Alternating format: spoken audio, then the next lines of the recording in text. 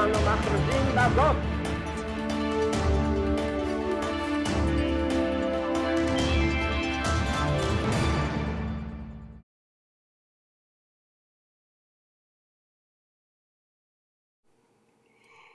Hi, I'm Barry Shore, and this is The View from Israel on behalf of the Israel Institute of Strategic Studies.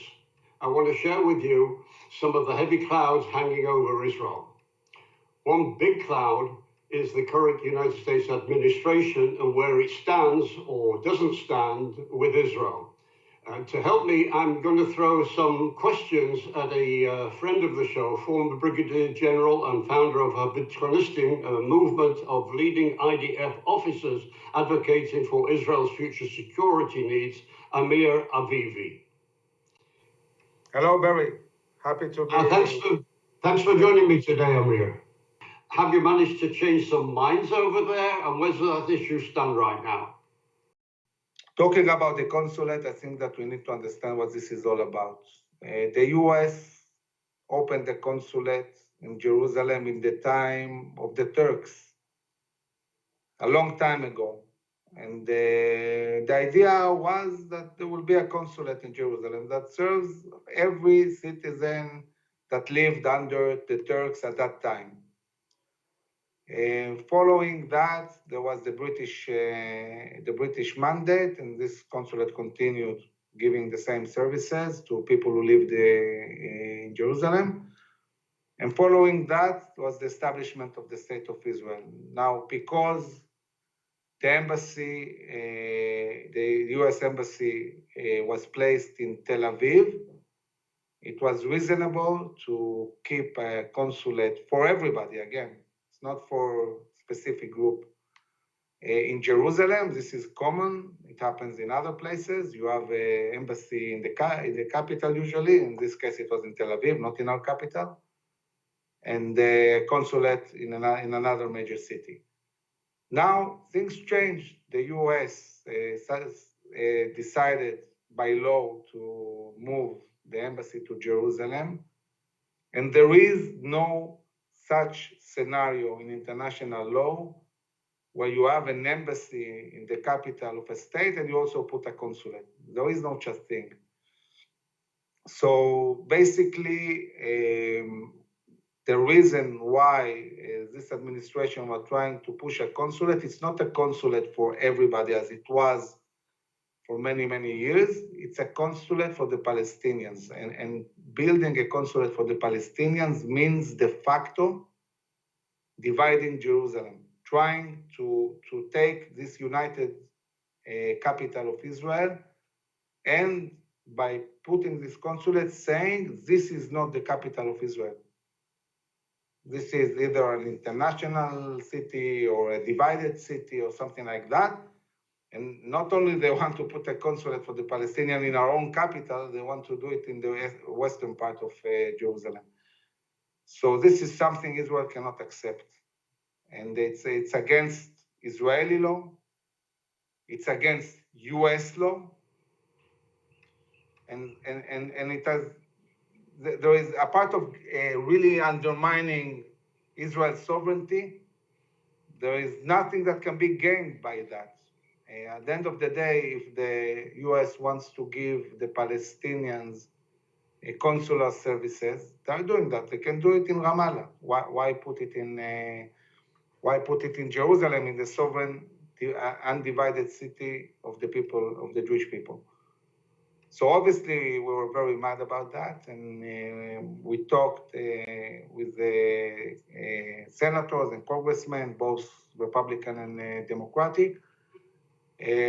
We also met with a very high official in the State Department, and they presented our views and explained also something simple, that while the US is trying to really do something that will affect the relations between the countries and maybe even undermine the Israeli government, in the Palestinian Authority, everybody understands that it's just a matter of maybe a few months, a year or two, that Abu Mazen will either die or be put aside, and every single Palestinian you talk to who understands something about what's going on understands that probably the scenario that we foresee is a collapse of the Palestinian Authority. There is no natural leader after Abu Mazen, and every fraction in this society is arming itself to the teeth now. They are preparing to fight each other. So in this scenario, you have different groups of Fatah that want to claim the control of the government the day after Abu Mazen. They are going to fight each other to the death. You also have the Hamas. You also have the local leadership of the clans in the different cities who are fed up with the Palestinian Authority, with the fact that they are corrupt, with the fact that they are terrorists, with the fact that they are very, very bad for the Palestinian people themselves. And all these groups understand that they have one chance to make a change, because the one guy that will manage to gain control of the Palestinian Authority, if something like that happens, he will kill all his opponents. So everybody understands that they need to be ready for a fight, and there will be a huge fight that will result with chaos. So what we ask is, why push something like that when it's obviously that, first of all, they're undermining Israeli sovereignty for no reason, and secondly, who they are fighting for. I mean, the Palestinians today are already divided into two completely different entities. Hamas in Gaza, a completely different entity. They will never connect back.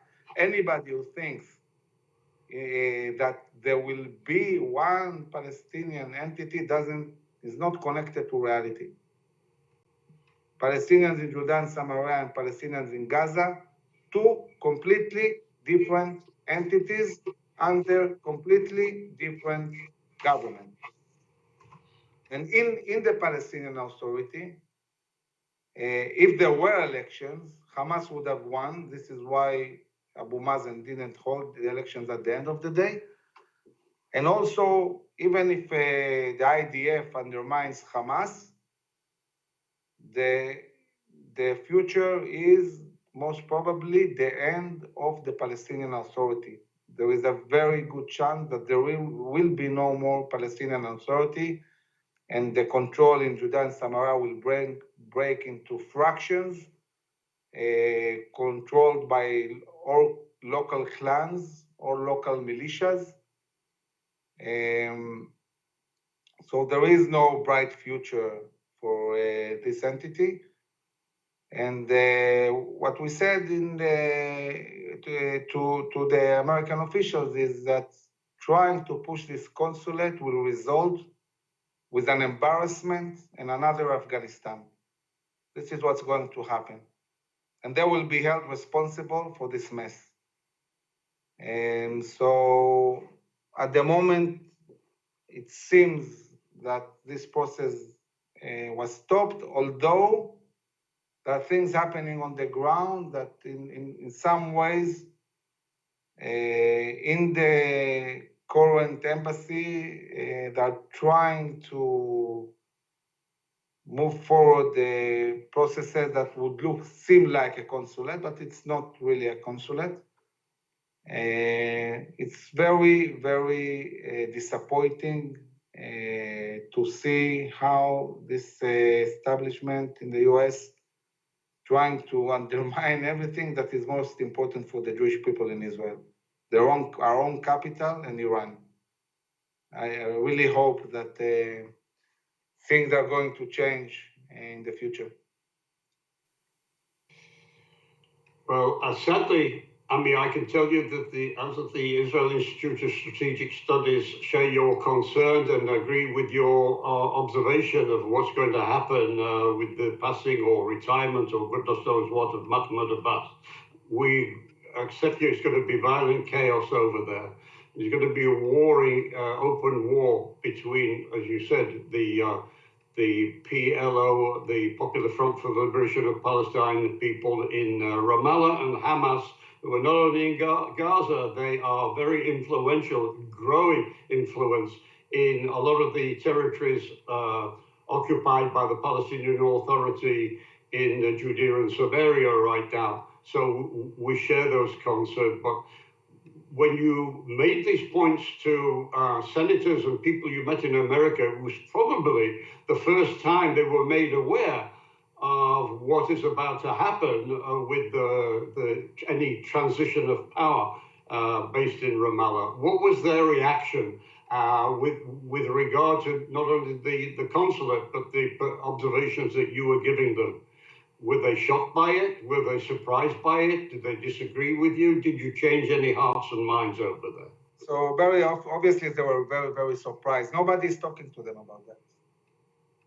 People are living in an imaginary world, thinking that what was true 20 years ago, 15 years ago is the reality now.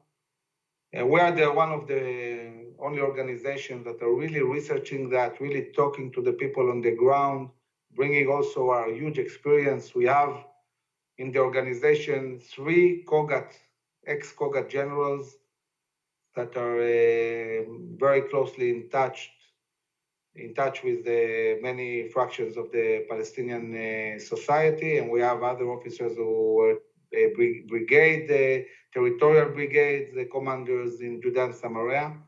So we have a deep understanding of what's going on the ground. Also combined with very good research capabilities. And we try to really look at reality as it is. And what I said here, this is the reality. This is the probable scenarios that might happen. They are very realistic. The least probable scenario in the case of Abu Mazen finishing his position is a quiet transition of power. We will be extremely surprised if this is what's going to happen. We think that it's going to be very bloody, and once war starts, you don't know how it will end. So we need to be ready and see what happens. And all of this, what this has to do with the consulate, who knows? Probably nothing. Amir, I want to thank you for your observations. They're not very uplifting, but they're very factual. This is reality on the ground, as you said. Unfortunately, people we're in contact with, both in Europe and the United States, don't deal with realities on the ground. To build security and defense strategic policies on make-believe and dreams. You have to go with realities on the ground. I want to thank you, Amir. I hope you'll be my guest going forward, because I think throughout this year, 2022, we will have other issues and we need your expertise. If you like this interview, please click the like button, click the subscribe button, share it with other people. This is Barry Shaw, The View from Israel. Thank you for joining me.